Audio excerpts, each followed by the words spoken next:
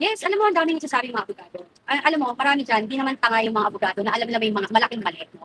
Plus the fact, yun nga, ang hilig nila mag-divert, yung bago nga, di ba, yung sinisisi nila ang past administration kung yung mga kapalpakan nila ngayon.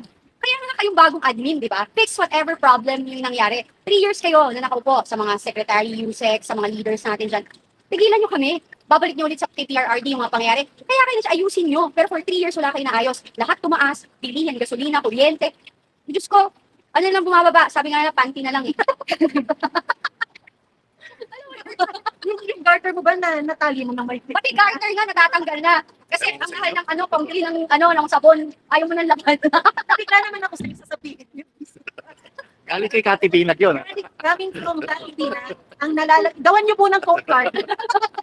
Tama na sila.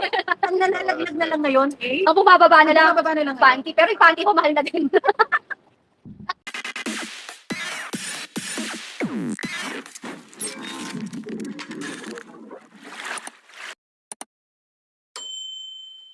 Yan. Yun, ayun, no? Di ba? Oo, para kami nag-usap. Para kami nag-usap. Oo, nga, no? Ba't ganyan kayo? Nagbuka tuloy ako ng paslupa sa tabi ninyo. Yaya, diyan ka lang, Yaya.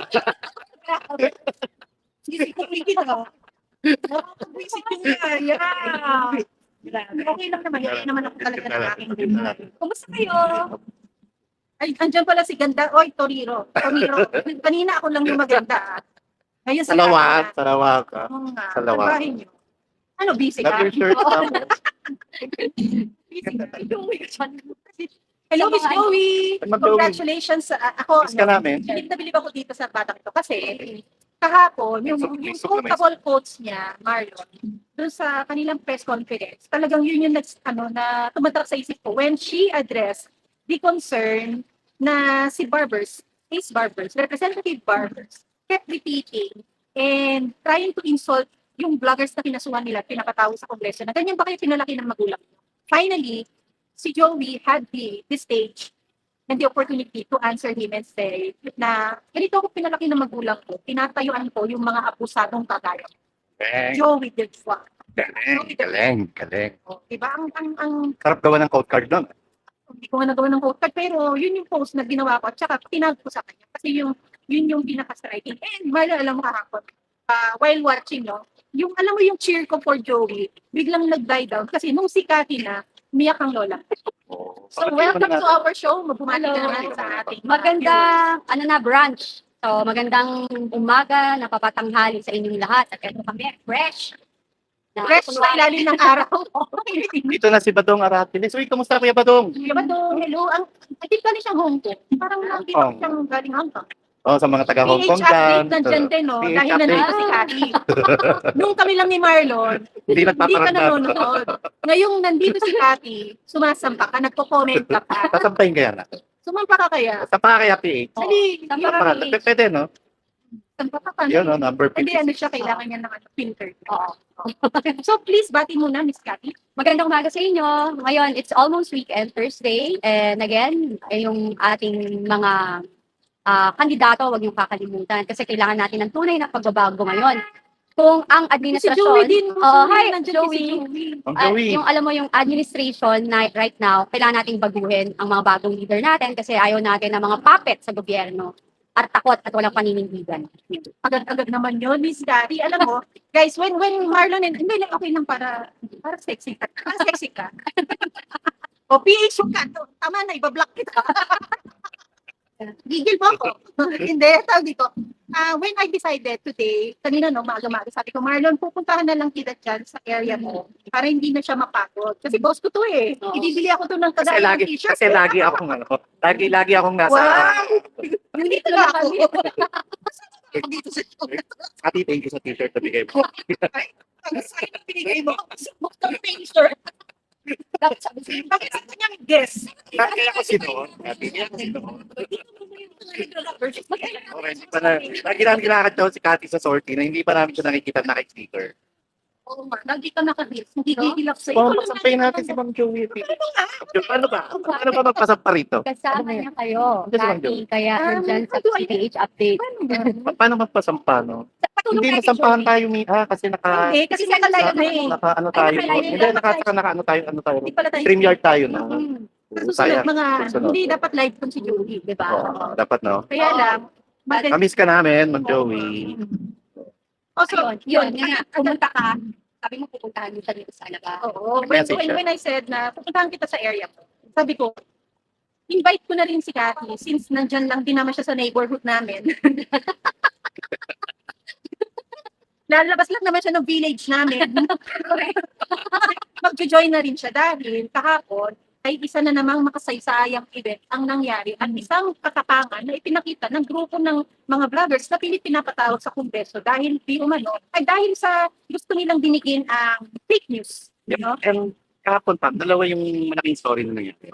Una, syempre, yung preliminary conference na naganap sa Supreme Court, kung saan ay umarap yung mga petitioners sa pangunguna ni Atty. Vic Rodriguez at iba pang mga dekalidad na abogado patungkol naman dito sa baitang anomaly. Tapos, nung nag-post si Atty. Vic sa Facebook, viral agad. Diba? Dahil yung traction agad. Tapos, pinahapunan, nagulat tayo. Nag-viral din yung post naman ng mga vloggers kung saan ay nagsampa naman sila ng libel case sa Quezon City Prosecutor's Office. Kasi sige, sige. Ayun. So, So, please tell us about it. What was the trigger point at naging deciding factor ninyo na on top dun sa petition na case, silang pa natin sa Supreme Court, no? We were there, we see it also, na nag-file kayo ng mga individual cases against, is it an individual case against barbers or was it a group case? Well, kanya-kanya kami, kasi dapat talaga ganun. Pero sama-sama kami. Basically, kasi what happened there is, sometimes you don't want to do it eh. Kasi if you're fighting for something, parang hayaan mo lang sila, ano mo yun, lalabasin naman yung katotohanan, right? Pero this time kasi, as you can see, yung nangyayari mo kasi right now, yung narratibo, even ng gobyerno, ng PNP, yung mga nangyayari, we observe eh. Kasi hindi naman kami, lahat kami ordinaryong tao, pero hindi naman kami mga tanga. So nakikita namin dun sa mga, hindi mo kami magkakakilala talaga. Nagkakakilala lang talaga kami. Because kayo rin, yung HOR, ang naging dahilan, naging close kami. So, parang Ang hindi mar- magkakaibigan. Yes, and maraming salamat ho. Kasi alam mo, ang sarap ng feeling kapag meron kang nakasama na isa rin lang yung pinaglalaban nyo. So, yun yung nangyari sa amin. And it's so good. Because like, di ba sabi nga nila, two brains is better than one. Alam mo yan, we analyze things, we gauge things, we don't just make a decision out of spite and emotions. And iba yun. So, nung nakikita na namin na yung naratibo ng gobyerno is, ang wala nang ginagawa, kundi ang sabihin, naglalabas kami ng fake news, na mga fake bloggers, narco-bloggers, and Pogo-funded. You know for a fact, dyan sa HR, Ace Barbers, alam mo for a fact na kami, ako lalo, I hate drugs. Di ba sinira ang buhay niya ng family ko? Tapos yung mga sugal, sinira rin niya ng pamilya ko. Then, I have kids, di ba? Parang who are you to said that? Sabi mo, ilang beses ka nagpa-interview. Una, sinasabi niyo lang. Tapos bigla sabi mo, mag-iimbita kayo ng mga Pogo-funded, tsaka narco-funded bloggers or influencers. Then, in-invite niyo kami. So, di ba? Kami yun eh. Di ba, automatic kami na yun. So anyway, tapos then we had an interview several times. Yung nangyari sa akin, tapos na namin, na-alerto kami kasi like, what happened to June Abines, before the rally of Maisog and, the PDP candidates in Cebu. Bakit, the night before, midnight yun gagawin niyo yun. So, this is like, iba na to eh. Yeah, iba yun eh. Kasi, you wanted to insert or gusto nyo paramdam sa tao na hindi nyo kami kaya, kami ang may power, eto mangyayari sa inyo. So, alam mo, hindi mo kasi tama yun. Kasi ang style nila old school, yung parang nangyayari na sa martial law, yun gano'n. So this time kasi ang maganda, may social media, people can see, alam mo yun. And ito yung nagiging problema nila. How real time yung yung Yan yung mga pangyayari. relay din ng mga mensahe. Yun yung problema nila kasi nakikita ng tao. Kaya ayaw, Yun gusto ang nilang hindi nila i-protect. makontrol. Hindi nila makontrol. sino ang nag-come up ng idea na, kasi very recent lang, nag-file kayo ng petition din Petition, sa Supreme Court. Ito yung Noisy 37, tama? Noisy 37 vloggers na nag-file kayo ng petition questioning yung kapangyarihan ng House of Representatives para ipatawag kayo. Ngayon, kung sinampan nyo naman sa Quezon City Prosecutor's Office kahapon, ay patungkol naman sa libel case. So, Yes. ang tanong ko, sino ang unang may idea or sino ang nag-suggest sa grupo ng mga vloggers na kasuhan ang isang congressman, Ace Barbers? Alam mo, collective. Ako palagi ako nagtatanong, pwede naman natin kasuhan yan, di ba? Ganun ako eh. Kasuhan na natin, ganun. Of course, syempre, kaya nga alam mo, hindi alam ng karamihan. Yung mga vloggers na to, hindi sila kumikita, most of them. Ako nga, hindi ko nga alam na paano mag-generate ng mga... I don't know how to do it. Diba? Parang, So, we don't, di ba? And kung meron na kumikita na vloggers, at least sabi ko nga, malinis sa paraan. Hindi ka nagnanakaw, hindi mo ginagastos ka ba ng bayan. And, trabaho yan eh, di ba? And every Filipino have the right to have their own opinion. Basically, wala, kanya-kanya, hanggang sa to the point na, ay, ako nag-offer ako na, o yung mga hindi kaya magbayad, sabi ko, I'll help, ganyan, ganoon. Pero, kasi, they feel so, nade-demoralize sila eh. May pamilya sila. And they don't like it, kasi they know, hindi naman sila trolls. Hindi sila fake news. Kasi may mukha sila, lumalabas sila dyan. Yun nga, sabi nga, Yes. pwede silang kasuhan kung may mali sila. Diba? At meron naman existing na batas Exactly. na pwedeng doon mag-reference ang isang taong na-offend. Di ba? Oo. Kung si Ace Barbers ay na-offend sa pagbabalita ng mga vloggers na kasamahan natin, meron siyang batas na sabihin, profilan ka ng cyber libel or libel or anything of existence na batas na hindi yung ipapatawag mo lahat and yung concept mo is mag-create ka ng batas. Pero ang sinasabi ng ating constitution is no law shall be created na abridging the freedom of speech. Oo, yung ganyan na. Yeah. Since existing na, hindi ka pwedeng gumawa ng anything on top of that. True. Ang problema rito ni Ace Barbers, no? Pag mga vloggers, magsasalita ng katotohanan, galit sila. Pero ngayon, siya naman, pag nagbibintang, anong klase yung pagbibintang na yun? Para tawagin ng mga kasamahan natin vloggers na narco vloggers sila and pogo funded. So, malicious yun.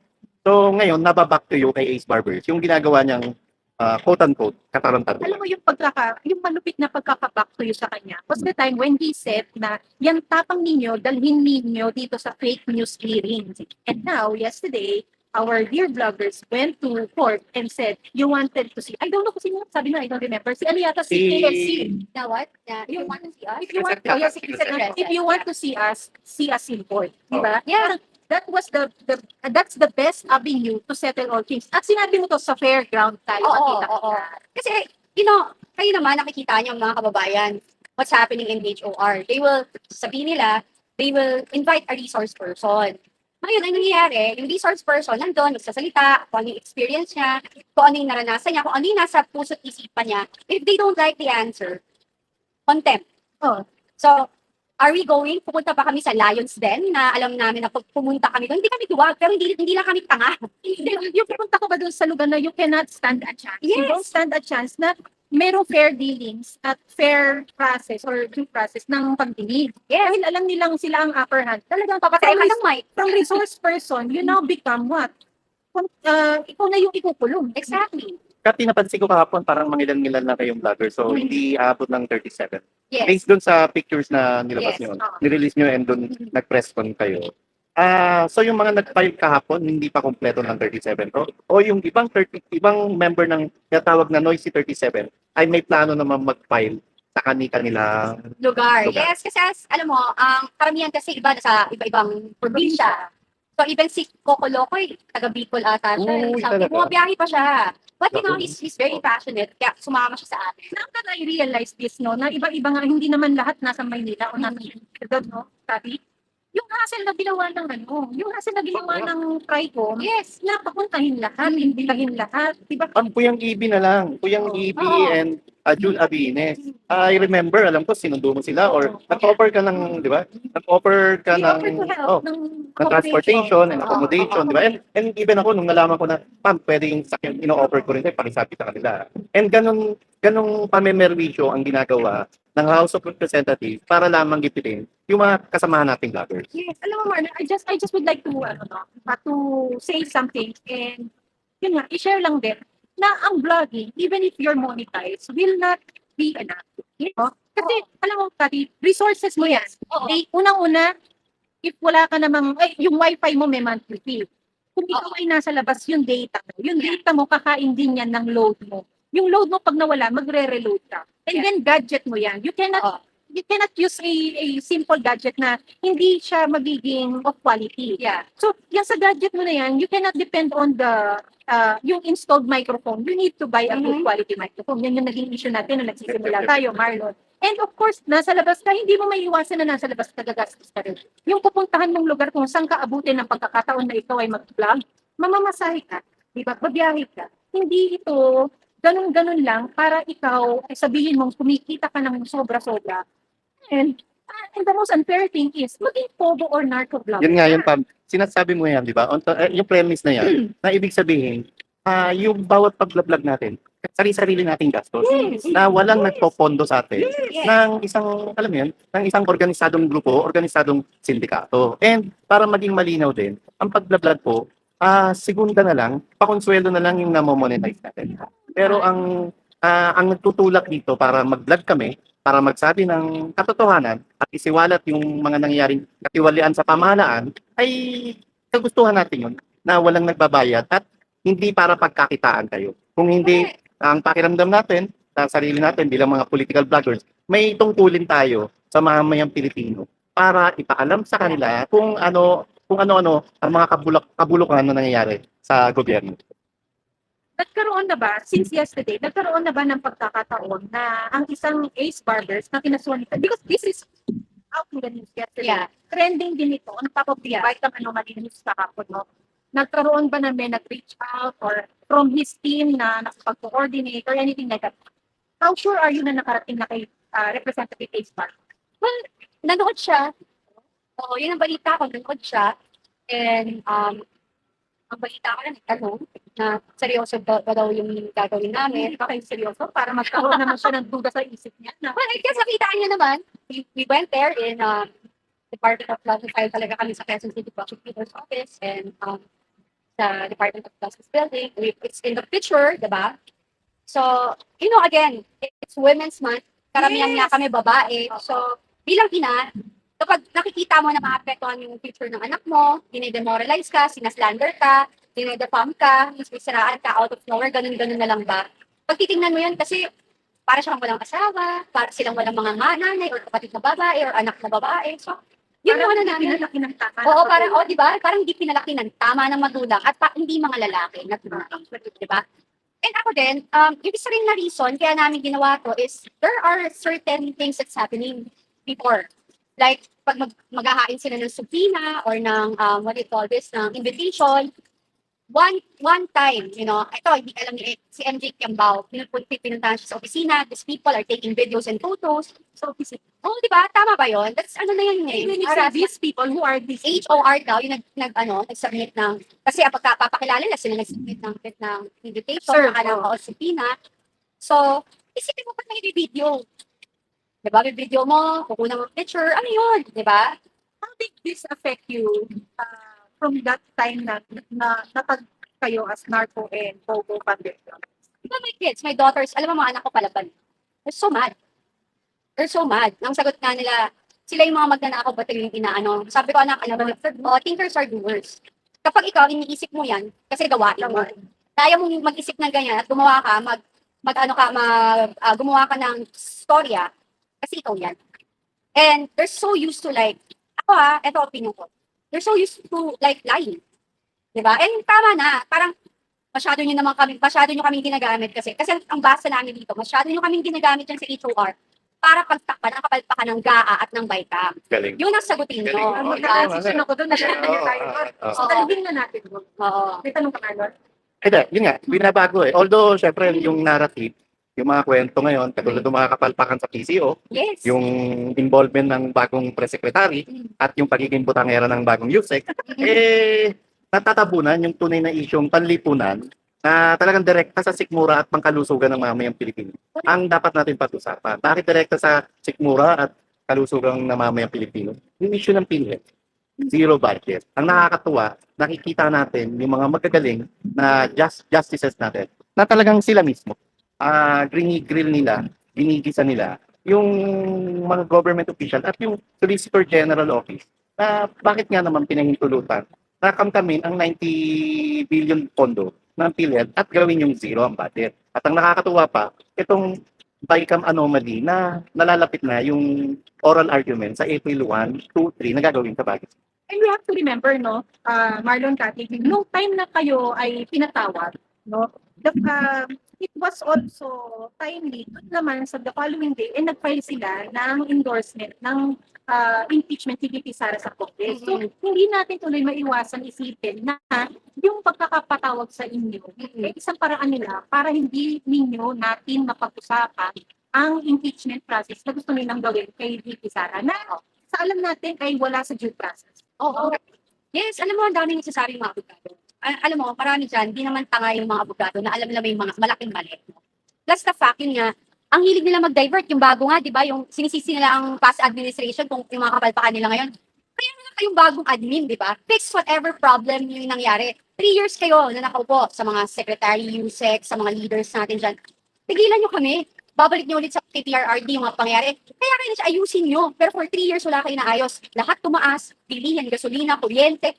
Diyos ko, ano lang bumababa? Sabi nga nila, panty na lang eh. Yung garter mo ba na natali mo na may Pati garter nga, natatanggal na. Kasi ang mahal ng ano, pambili ng ano, ng sabon, ayaw mo ng laban. Bigla naman ako sa sasabihin niyo. Galing kay Kati Binag yun. Coming from Tahiti na, ang gawan niyo po ng coke card. Tawanan sila. Ang nalalaglag na lang ngayon, eh. Ang bumababa na lang, Bababa na lang. panty. Pero yung panty ko, mahal na din. Ewan ko sa'yo. Pero alam mo, ano ba, masasabi mo bang yung case ninyo ay ginagamit lang na panakiputa sa totoong mga issues such as the budget issues? Naman, kasi alam mo, ayaw nila sagutin. Even ang mainstream media, ayaw kunin. For sure, eto nga yung sabi namin, sigurado kami na yung mainstream media kukunin ang panig ni Ace Barbers. Yan ang ilalabas nila sa news. Pero ang side namin, wala.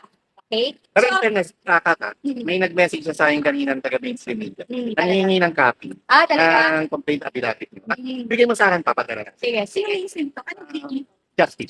Justice. Dahil sa hapos nila to, nangingi ng copy. Yan, kaibigan natin. Pero basta kaibigan natin Okay. na, in fairness naman, na nilalabas din naman Okay. yung side natin. And kailangan malaman to ng publiko at kailangan gawan din ng istorya ng mainstream media. Doon sa tanong mo kay Katina, paraan ba to para magbago issue? Posible pa. Ang tingin ko rito, Oo. hindi lang para ma-divert yung issue at mapagtakpan yung BICAM anomaly, kundi paraan din to para takutin, ipitin, at hindi na mag-block Oo. yung noisy Yung- 37. At yung mga hindi napatawag, magkakaroon ng chilling effect Yep, sa yung mga chilling yes, effect nun. ingat Tama, yung din chilling sa kanilang mga sinasabi.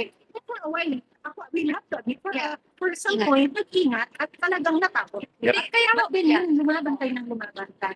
Talagang yun naman ay nagbigay talaga sa amin na ng buhay ba, ng alab ba na kung sila nga lumalaban, hindi napatawag. Napakano pa tayo? Tayo dapat ang naging, kami na hindi napatawag, dapat ang maging booster or support group ninyo na for you guys to vote. Yeah, and you know, we don't need to be scared. Tayo naglagay sa posisyon na yan. Ang taxes ng bayan ang nagbibigay ng sweldo sa kanila. Hindi nila tayo pwedeng takutin. Hindi nila pwedeng diktahan tayo kung ano yung gusto lang nilang lumabas sa bibig natin. Hindi nila pwedeng baguhin yung opinion natin. Hindi nila pwedeng kontrolin kung may nakikita tayong mali. So dapat sila huwag matakot sa akin. Ilang milyon ang Pilipino? Ilan ang milyon ng Pilipino? Ano na? 100. 100 million, di ba? O, 100, Ah. 20, oh, imagine mo, 15 million lang yan. Ilan ang Kongreso? 300? Oh, from 50 million to 300, pag tayo lahat nagsama-sama, magsalita ho tayo, magreklamo tayo, hindi naman mo natin sinasabi na patayin natin sila or saktan natin sila. Magsalita tayo, complain tayo, we have all the rights and they cannot stop us because we are the one na naglagay sa kanila dyan sa posisyon na yan. And they cannot abuse that. Di pwede na nilang abusuhin yung binigay nating kapangyarihan sa kanila na again, paulit-ulit natin yung sinasabi, temporary lamang. And sabi ko nga, sa darating na eleksyon, tayo ang bida. Tanggalin ho natin yung mga yan. Palitan ho natin ng mga bagong leaders kasi yung mga yan, controlled na ng gobyernong mali. Na eto na yon na dapat mga bago na iupo nyo dyan. Ilang dekada na yung mga politician dyan. Ano bang nagbago sa buhay ninyo? Ano bang nagbago sa mga lugar nyo? Ilang senators na yan, na paulit-ulit. Huwag na ho kayo maniwala sa name calling, sikat sila. Mas maganda sikat sila sa kanilang mga nagawa. Oo, di ba? Yun Yun yung sikat sila sa kanilang mga kapulas-ulan, yung kanilang mga kalokohan. Pero alam niyo, iisa lang naman ang qualification para maging presidente ka o para makaupo ka as part of the current administration. We also gaano kaayos yung pamamalakad ng isang PRRD in the past, no? Na hindi niya ginagawa ito sa mga vloggers or sa mainstream media. O pinanagot niya kung sino yung talaga may kaso. Sabihin na natin ABS-CBN. But my question is, what made Marcos Jr. think that this time around, him as president, that he can belittle people and make them think na wala. Nanonood daw si Maharlika. Hi, Maharlika. Hello po madam. Ma'am Marlica, hello po. Oo, Ano ayun. pa rin yung KP? O, sige. Yun lang, yun lang. Ano sa tingin ni Marlon tuloy, ni Marcos Jr., ang nagbigay sa kanya ng karapatan para bigyan na i-restrict yung karapatan ng bawat mamamayang Pilipino magpahayag ng kanilang salungan. Una pa, doon sa sinabi ni VP Sara, na ang isang Marcos Jr. ay hindi marunong magpaka-presidente. Pangalawa, yung sinabi rin ni PRRD na si Marcos Jr. ay isang weak leader. So, wala siyang wala siyang sariling wala siyang sariling desisyon Yes. na para patunayan niya na ako ang presidente, ako ang mas. Doon pa lang sa sinabi niya na na ayaw niya kunwari na i-impeach ang isang Vice President Yes. Sara Duterte. Pagpapakita na to kung gaano siya kahina at kung gaano Hindi siya kapulot pinapakinggan. ang kanyang liderazgo. Yung ayaw, Samantalang ang PRRD, nung sinabi niya lang na isang beses na hindi Magaling dapat sabihin. i-impeach ang Leni Robredo, sumunod ang Kongreso. Rosalie, salamat. kahit hindi magandang Oo, relasyon. kahit hindi nila. magandang relasyon. Ito nagsimula ito sa isang magandang relasyon na dahil lang sa kanilang pagiging ganit sa kapangyarihan at access sa kapangyarihan, isinira nila yung magandang relasyon. Nagsimula sa napakagandang relasyon ng magkasama sila sa isang bandera na kung tawagin ay unity. Unity. Diba? Yan yung ganun kasaklap at ganun kahina ang isang Marcos Jr. May bago na yan, hindi na unity. Punit team. Pinulit. Punit Punit team. team. Parang Punit settle na Oo, naging magsik, oo. diba? So, pinulit na yun.